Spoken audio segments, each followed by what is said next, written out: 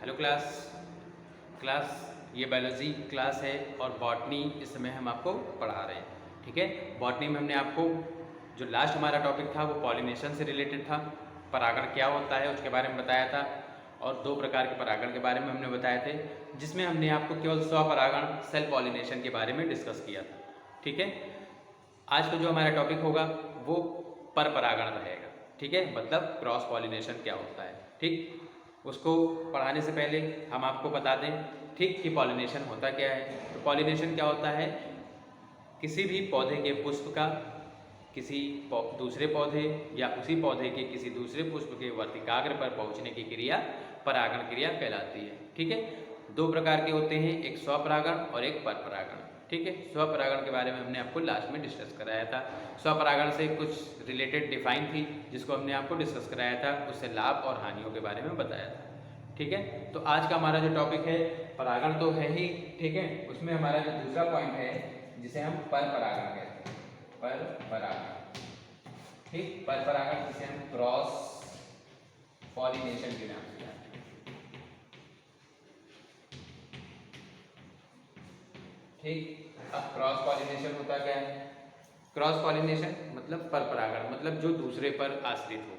ठीक, स्वपरागण मतलब उसी पौधे में और परपरागण मतलब किसी दूसरे पौधे के साथ। ठीक, तो स्वपरागण के बारे में अगर हम बताएं तो मान लीजिए इस तरीके से प्लांट है, इस तरीके से इसमें फ्लावर खिले हुए हैं। ठीक, अगर हम एक फ्लावर बनाएंगे तो प्रॉब्लम होगी, ज़्यादा टाइम भी लगेगा, इसलिए इस तरीके से हम आपको दिखा रहे हैं। ठीक, अब हम परपरागण की बात करें तो परपरागण क्या होता है, किसी पौधे के पुष्प का, किसी पौधे के पुष्प का, ठीक, किसी दूसरे पौधे के पुष्प के वर्तिकाग्र पर पहुंचने की क्रिया परपरागण कहलाती है। क्या है, किसी पौधे के पुष्प के परागकण का किसी दूसरे पौधे के पुष्प के वर्तिकाग्र पर पहुंचने की क्रिया क्या कहलाती है, परपरागण कहलाती है। ठीक है, इसमें क्या है, दो प्लांट की बहुत आवश्यकता होती है। अगर दो प्लांट नहीं होंगे तो यहाँ पास क्या होगा, ये जो परपरागण है या क्रॉस पॉलिनेशन है वो क्रॉस पॉलिनेशन इसमें नहीं होगा। ठीक है, तो ये हमारा क्या होता है, परपरागण होता है। ठीक है, क्या है, the transfer of pollen grains from the anther to the stigma of flower of different plant is called cross pollination. ठीक है, अब क्रॉस पॉलिनेशन में बहुत सारे ऐसे पॉइंट हैं, बहुत सारी ऐसी चीज़ें हैं जो आती हैं। ठीक, तो ये हमारा क्रॉस पॉलिनेशन हो गया। ठीक, हमने आपको बताया था कि जो स्वपरागण होता है वो अधिकतर जो होता है बाइसेक्सुअल फ्लावर में होता है या द्विलिंगी प्लांट में ही होता है। ठीक, लेकिन इसमें क्या है, एक लिंगी और द्विलिंगी दोनों पौधे इसमें शामिल होते हैं। दोनों प्रकार जो परपरागण की क्रिया है, क्रॉस पॉलिनेशन है, उसमें क्या है, जो एक लिंगी पौधे होते हैं और जो द्विलिंगी पौधे होते हैं दोनों इसमें शामिल किए गए हैं। ठीक है, इसके एग्जाम्पल की अगर हम बात कर लें तो संध्या प्रिमरोज जो होता है, गुलाब होता है, गेंदा, ठीक, शहतूत, मक्का, ये सारे क्या हैं, परपरागण के ही एग्जाम्पल होते हैं। ठीक, अब हम बात करते हैं परपरागण के टाइप्स की, मतलब कुछ ऐसे एजेंट होते हैं, ठीक है, जो कि परपरागण क्रिया को संपन्न करने का काम करते हैं। ठीक है, तो परागकण को किसी क्या है, एक स्थान से दूसरे स्थान तक ले जाने के लिए इन्हें क्या है, किसी एजेंट की आवश्यकता होती है। ठीक, किसी साधन की आवश्यकता होती है। तो वो साधन कई प्रकार से होते हैं, जल द्वारा भी हो सकता है, वायु द्वारा भी हो सकता है, कीट द्वारा भी हो सकता है, एक विस्फोटक प्रक्रिया होती है उसके द्वारा भी हो सकता है। तो कई सारे साधन होते हैं जिससे हमारा क्रॉस पॉलिनेशन जो होता है। ठीक है, तो फर्स्ट की बात करें तो पहला जो है वायु परागण। ठीक, वायु परागण जिसे हम क्या कहते हैं, air pollination. Air pollination. Second की बात करें तो जंतु परागण होता है, जंतु परागण, इसी में आपका कीट परागण किया जाता है। ठीक है, या जूफिली बोलते हैं इसको, जूफिली। ठीक, जूफिली बोलते हैं या एनिमल पॉलिनेशन भी बोलते हैं, या जो कीट परागण है उसको हम इंसेक्ट पॉलिनेशन भी कहते हैं। ठीक, इसके बाद जो हमारा होता है जल परागण, जल परागण जिसे हम हाइड्रोफिली के नाम से जानते हैं। ठीक है, क्या बोलते हैं, हाइड्रोफिली या वाटर पॉलिनेशन के बारे में के नाम से भी हम जानते हैं। ठीक है, इस तरीके से और विस्फोटक प्रक्रिया होती है बाय ब्लास्टिंग पॉलिनेशन। ठीक है, क्या है, विस्फोटक प्रक्रिया, विस्फोटक प्रक्रिया द्वारा। ठीक है, जिसे हम ब्लास्टिंग बोलते हैं। मतलब ब्लास्टिंग का मतलब क्या होता है, फट जाते हैं, जो फ्रूट होते हैं वो फट जाते हैं और उसके बाद ही क्या होता है, पॉलिनेशन की क्रिया संपन्न होती है। ठीक है, तो अब हम पहले पॉइंट की बात करते हैं, जो हमारा पहला पॉइंट है वायु द्वारा, ठीक, या एयर पॉलिनेशन के नाम से हम जिसे जानते हैं।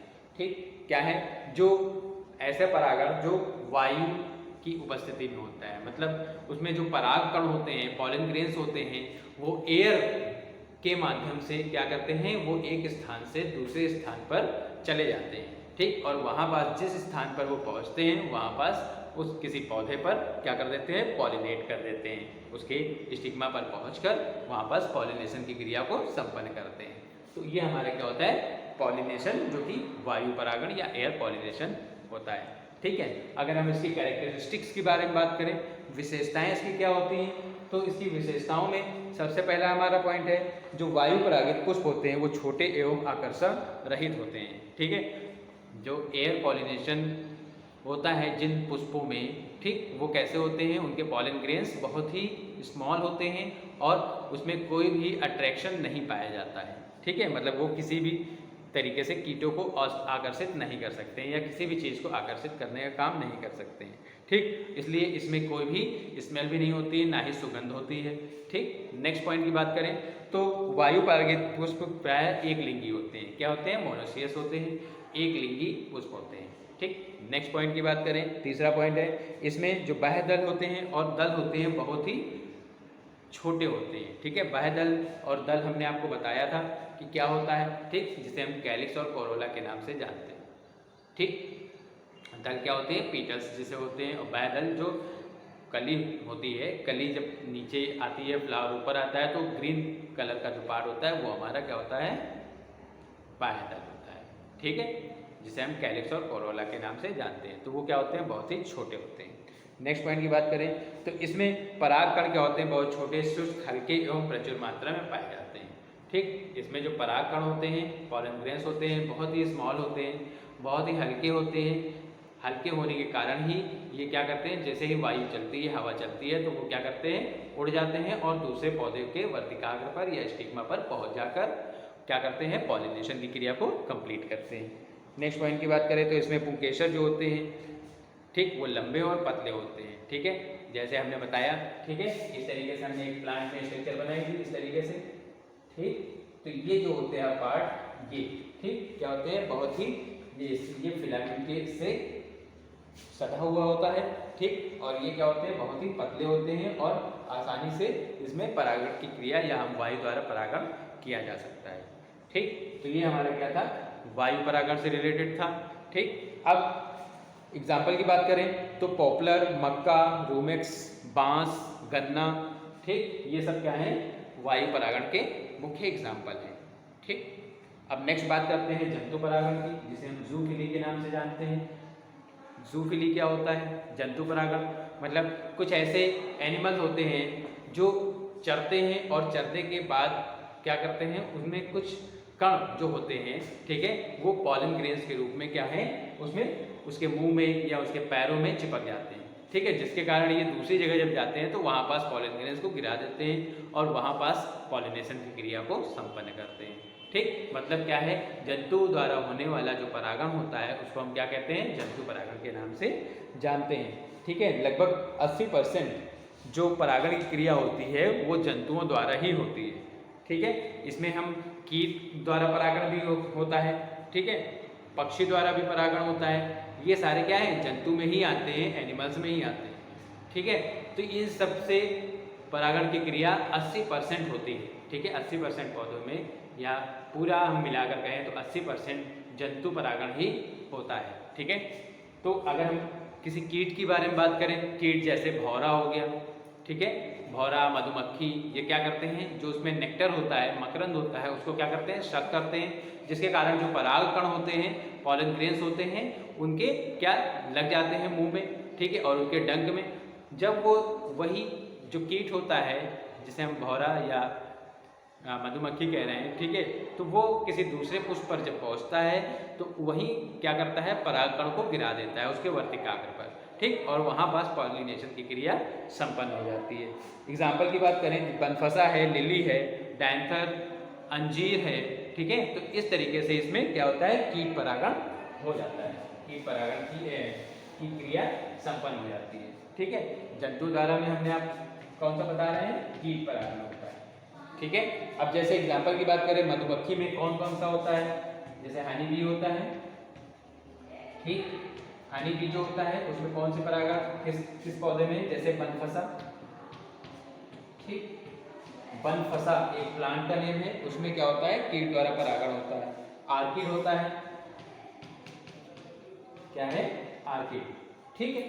अब अगर हम कहें तितली द्वारा, तितली भी एक कीट है, ठीक, तितली जिसे बटरफ्लाई कहते हैं, तो उसमें क्या है, इसमें कौन कौन से है, जैसे डायंथस होता है, लिली होता है, ठीक, क्या है, लिली, डायंथस, तो इन सब चीजों में जो पॉलिनेशन होता है वो तितली द्वारा होता है, ठीक है। नेक्स्ट पॉइंट, जो बरैया होती है जिसे बोलते हैं, ठीक है, जिसे हम बर के नाम से जानते हैं, तो अंजीर में जो परागण की क्रिया होती है, पर परागण या कीटों द्वारा परागण होता है, वो किसके द्वारा होता है, समझ गए होंगे, ठीक। तो इस तरीके से क्या होता है, कीटों द्वारा परागण होता है। पक्षियों द्वारा क्या होता है, जैसे क्या है, बहुत सारे ऐसे प्लांट होते हैं, ठीक है, जिसमें परागण की क्रिया होती है, ठीक है, और परागण क्रिया को संपन्न करते हैं, बहुत सारे ऐसी चीजें होती हैं, ठीक। मतलब जो जंतु होते हैं जिसमें पक्षी शामिल है, पक्षियों में क्या होता है, परागण पक्षियों द्वारा संपन्न होता है, और इससे जो पुष्प होते हैं वो बड़े होते हैं,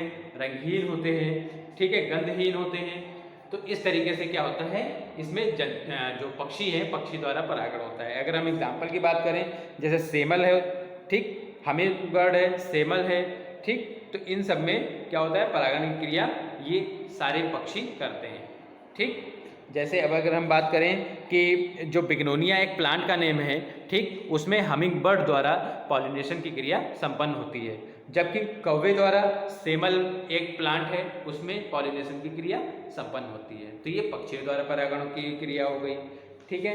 इसी तरीके से बहुत सारे ऐसे चीज़ हैं, जैसे मेलेकोफिली क्या होता है, मेलेकोफिली, ठीक है, मेलेकोफिली क्या होता है, कुछ पौधे जैसे जिमीकंद एवं सर्पपादप, मतलब सांप की स्ट्रक्चर वाला जो पौधा होता है, ठीक है, उसे सर्पपादप कहते हैं। तो उसमें जो पॉलिनेशन की क्रिया होती है वो घोंगे, जो एप्पल स्नेल होता है, ठीक है, उसके द्वारा होता है, वो भी क्या है, एक एनिमल ही है, ठीक है। तो इस तरीके से परागण की क्रिया संपन्न होती है, समझ गए।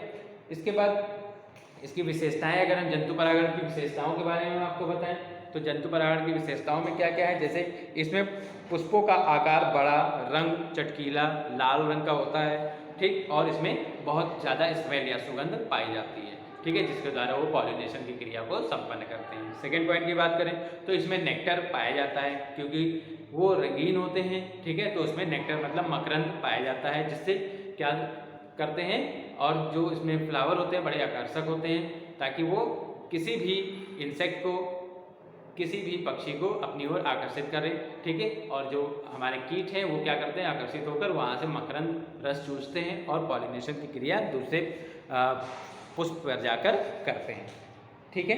तो ये सारी चीज़ें इससे संबंधित होती है, समझ गए होंगे मेरे ख्याल से। तो इस तरीके से पॉलिनेशन की क्रिया संपन्न होती है। इसके बाद हम बात करें तो इसके बाद हमारे जो आता है वो जल द्वारा परागण होता है। अब जल परागण क्या होता है, जल परागण क्या है, अधिकांश जो जलीय पौधे होते हैं उनमें जल परागण की क्रिया तो संपन्न होती है, ठीक है। जल परागण क्या है, जिसे हाइड्रोफिली के नाम से जानते हैं। तो जल द्वारा जो परागण की क्रिया जल में होती है या जल द्वारा होने वाला परागण जल परागण कहलाता है, ठीक है। अधिकतर इससे रिलेटेड कौन है, जितने भी जलीय पौधे होते हैं उन सभी में ये जल परागण की क्रिया संपन्न होती है, ठीक। जैसे सिरेटोफिलम है, हाइड्रिला है, ठीक है, इन सब में जल द्वारा ही परागण की क्रिया होती है। अगर हम विशेषताओं की बात करें तो विशेषताओं में अगर हम बात करें तो पहला पॉइंट है, इसके पुष्प क्या होते हैं, छोटे होते हैं, रंगहीन होते हैं, गंधहीन होते हैं तथा मकरंद रहित होते हैं, मतलब इसमें कोई भी सुगंध नहीं होती है, ठीक है, कोई कलर नहीं होता है, ठीक है, तो इस तरीके से होते हैं और इसमें नेक्टर भी नहीं पाया जाता है। ठीक, नेक्स्ट पॉइंट की बात कर रहे हैं, परागकण जो होते हैं वो हल्के होते हैं, ये जल की सतह पर तैरते हैं, ठीक है, इसमें जो परागकण पॉलन ग्रेन्स होते हैं वो क्या होते हैं, बहुत ही हल्के होते हैं और उसी की सतह पर, जल की सतह पर ही तैरते रहते हैं, हल्के होने के कारण वो जल की सतह पर ही तैरते हैं। नेक्स्ट पॉइंट की बात करें तो इसमें किसी भी जंतु की आवश्यकता नहीं पड़ती है, क्योंकि जल द्वारा परागण है तो वो जल की धारा के साथ बहते बहते कहीं भी जाएगा, वो वहाँ पर पॉलिनेशन की क्रिया को संपन्न करेगा, इसलिए इसमें जंतु की भी आवश्यकता नहीं पड़ती है। ठीक, एग्जाम्पल की बात कर लें तो हाइड्रिला है, वेलिस्नेरिया है, सिरेटोफिल्लम है, नियास है, ठीक, तो ये सारी चीज़ें क्या है, इसी से संबंधित होती हैं, ठीक है, मतलब इन सब पौधों में जल द्वारा परागण ही पाया जाता है। ठीक, इस तरीके से होता है। अब विस्फोटक प्रक्रिया जो होती है, जैसे विस्फोट द्वारा किस तरीके से परागण क्रिया को संपन्न किया जाता है, जैसे हमने देखा कि जो मदार होता है, ठीक है, या धतूरा जो होता है, उसमें जो बीज होते हैं वो फट जाते हैं, जिसके कारण उसमें कुछ स्ट्रक्चर, कुछ रुई के समान संरचना होती है, नीचे बीज होता है, तो वो क्या होते हैं, चले जाते हैं किसी दूसरे स्थान पर और वहाँ पास पॉलिनेट हो जाते हैं, ठीक है, तो वो हमारा क्या होता है, विस्फोटन प्रक्रिया द्वारा परागण की क्रिया होती है। ठीक, अब इसके हम लाभ की बात कर लें, जो पर परागण का एडवांटेज है, तो एडवांटेज इसके कौन कौन से होते हैं, ठीक है, पर परागण का लाभ हमारा पहला है, पर परागित पुष्पों से बनने वाले फल बड़े, भारी एवं स्वादिष्ट होते हैं, ठीक है, इससे जो पर परागण होता है, क्रॉस पॉलिनेशन होता है, उससे जो फ्रूट होते हैं वो बड़े होते हैं, ठीक है, और बहुत ही स्वादिष्ट होते हैं। नेक्स्ट पॉइंट की बात करें, इससे उत्पन्न बीज भी कैसे होते हैं, बड़े होते हैं, भारी होते हैं, स्वस्थ होते हैं और संख्या में अधिक होते हैं। तो इससे जो उत्पन्न बीज होते हैं उससे आसानी से हम क्या कर सकते हैं, नए पौधे को उगा सकते हैं और नई नई जातियों को भी विकसित किया जा सकता है। ठीक, क्या है अगला पॉइंट, क्या है हमारा, वही कि इससे उत्पन्न जो बीज होते हैं या प्लांट होते हैं वो नई नई जाति उससे हम उत्पन्न करा सकते हैं आसानी से। ठीक, अगला पॉइंट बात करें तो इसके द्वारा पौधों की नई जातियाँ उत्पन्न हो सकती हैं जिनमें नए गुणों का समावेश होता है, नई नई स्पीसीज का हम निर्माण कर सकते हैं और नए नए उसमें गुण भी उत्पन्न करा सकते हैं, किससे, पर परागण से या क्रॉस पॉलिनेशन से। ठीक है, नेक्स्ट पॉइंट की बात करें, नेक्स्ट अगर हम बात करें तो डिसएडवांटेज इसके क्या हैं, किसी के भी, ठीक, एडवांटेज जैसे जैसे लाभ होते हैं उसी तरीके से क्या होती है, डिसएडवांटेज भी पाई जाती है। ठीक है, किसी का अगर लाभ है, किसी से हमें लाभ मिल रहा है तो उसकी कुछ ना कुछ हानियां भी जरूर होती है, जैसे कि हमने स्वपरागण में आपको बताया था।